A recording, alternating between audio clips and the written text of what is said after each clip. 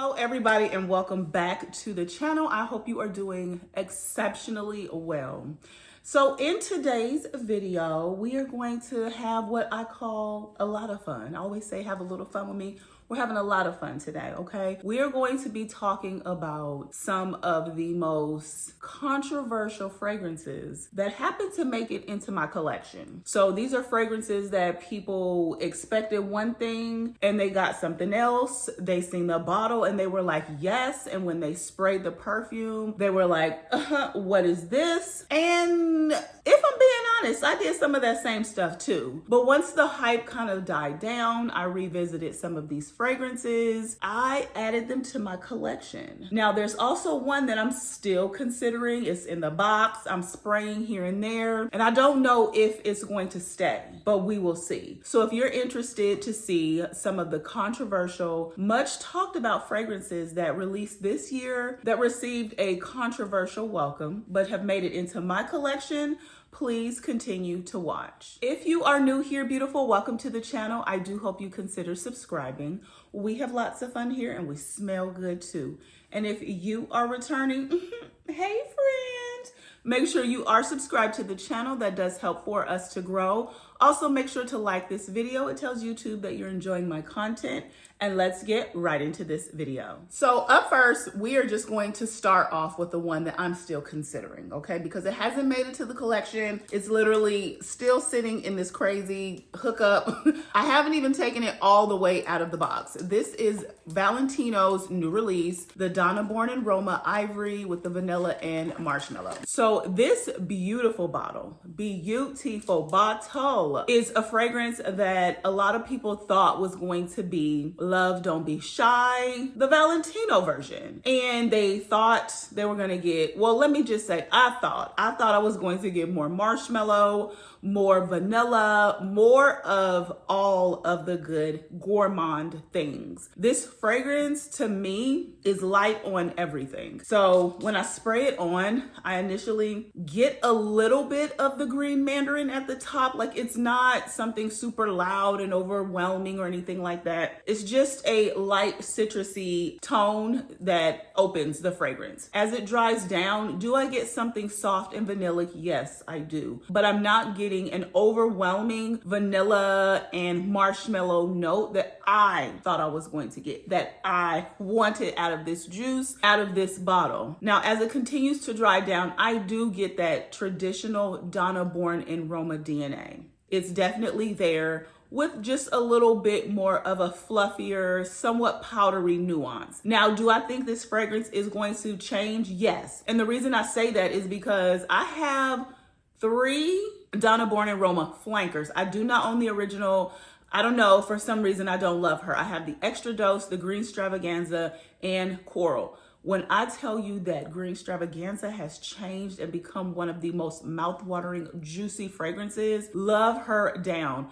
Also, Extra Dose has changed. Coral, I just repurchased her after not having her for a while in my collection, and I know that that juice will change. This one will, but what will it change to? What will it change to? That's what I don't know. So I'm still inside of my 30 days at Sephora. So I plan on testing her to see if this is something that I want to keep, only because these prices just keep going up and up and up. And if I'm adding you, I want to love you. So for right now, I initially said that I, didn't pick her up, and I recently did just because it's limited edition and I didn't want to miss out like I missed out on the gold. It's okay. It's nothing groundbreaking, but we'll see. So I'm just continuing to test her.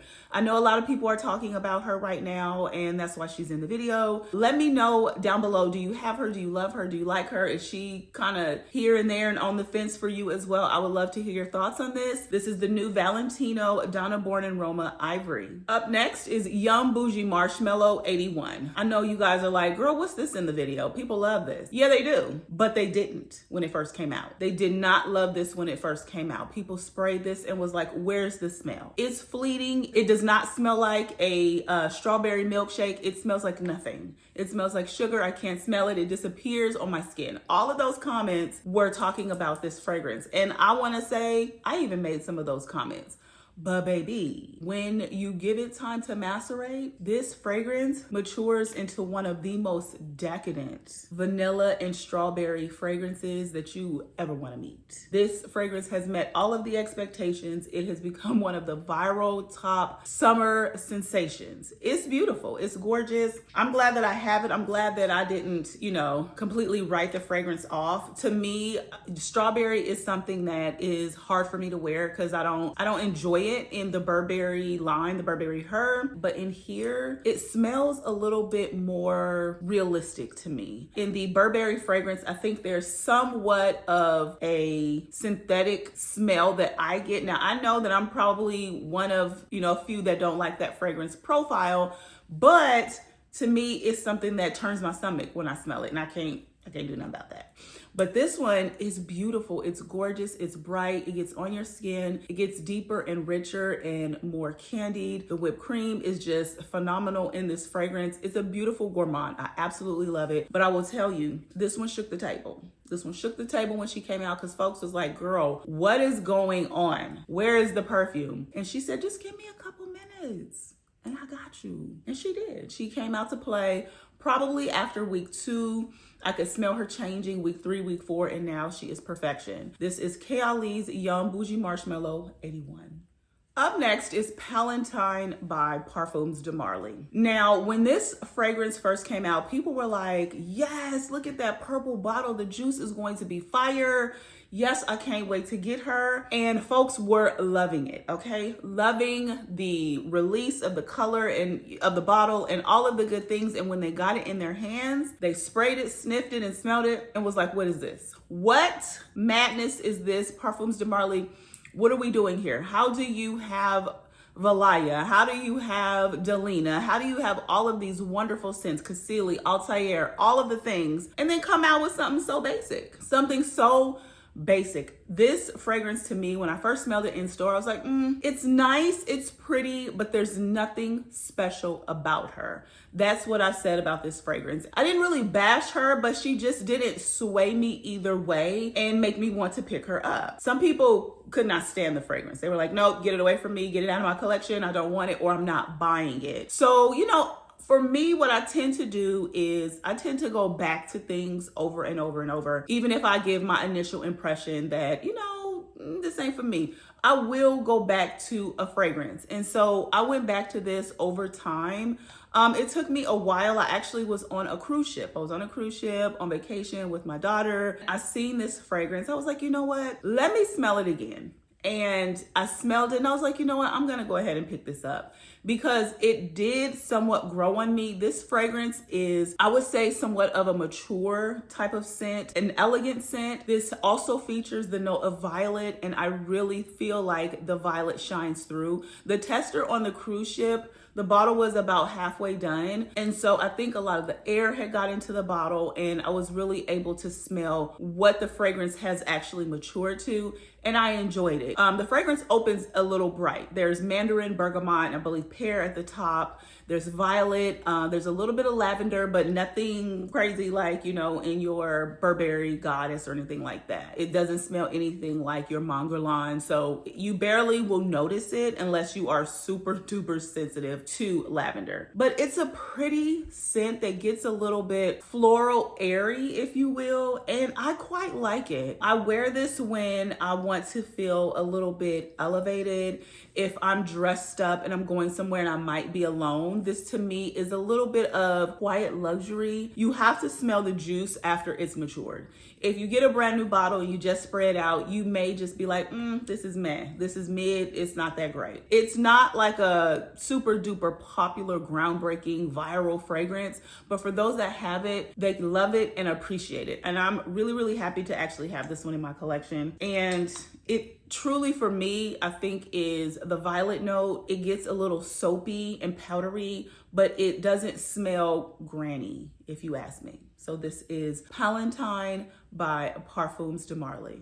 What do we have here? This is Kurky by Maison Francis Kurkdjian. This is one of the first gourmand fragrances from the house. This perfume is an homage to his childhood with his grandmother. It is to smell of peach flavored candy. And a lot of people, when they sprayed this out, they were like, where is the fizzy peach candy? Where are the peach rings? Where is the projection? Where's the longevity? This fragrance did not receive a warm welcome. You were either on the love train or the hate train. And when I first smelled this fragrance, I was like, where's she at? Where's the smell? Where is the projection? Where is it? I felt like it got on my skin and it did not go anywhere. It got on my skin and was like, poof, be gone. Now, this is also another scent that I have come back to time and time again when just spraying and smelling things at the counter. And I remember I was at, where was I at? I was at Neiman's. I love Neiman's. The bottle was probably down to here. Down to here. It was halfway done. And I sprayed the fragrance out and I was like, oh, is this what you're supposed to smell like? I get it now. It's a pretty candied peach fragrance that the peach in here doesn't smell synthetic. It doesn't smell juvenile or anything like that. It does still smell like a fragrance. It smells young and fun, a little effervescent. It's not like the most fizzy type of fragrance, if you ask me, but the peach is nice and fruity. There's something a little lemony sweet about this. Like there's a brightness to the fragrance that I thoroughly enjoy, but I definitely had to come back to this one. I had to come back to it and continue to smell. And once I got my nose on the bottle that had completely aerated and allowed the juice to mature just a little bit, I really enjoyed this fragrance. I've worn it a little bit. I got a little baby dent, if you can see. I haven't worn this a ton, probably about 3 times, but now that I've talking about it, I may leave this one out just so I can get a couple more wears before it gets super duper cold outside. But I think this is a good addition for the house.